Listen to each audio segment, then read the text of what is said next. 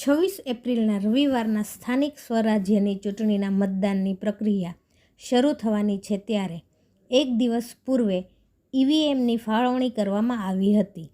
શહેરની શામળદાસ કોલેજમાં ઈવીએમની ફાળવણી મતદાન મથકના નિયત કરાયેલા કર્મચારીઓને કરવામાં આવી હતી. મહાનગરપાલિકાના 13 વોર્ડમાં 52 બેઠક ઉપર 150 ઉમેદવારો મેદાનમાં છે ત્યારે 445 મતદાન મથકો છે, જેમાં 116 સંવેદનશીલ મતદાન મથકો છે.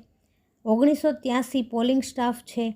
મતદારોમાં જોઈએ તો પુરુષ મતદાર 2,35,917 અને સ્ત્રી મતદાર 2,22,459 મળીને કુલ 4,58,376 મતદારો રવિવારના દિવસે પોતાના મતાધિકારોનો ઉપયોગ કરશે. જો કે દરેક બૂથ ઉપર વ્યવસ્થાઓ પૂર્ણ થઈ ચૂકી છે. વહેલી સવારે 7 કલાકથી મતદાનની પ્રક્રિયાનો પ્રારંભ થશે.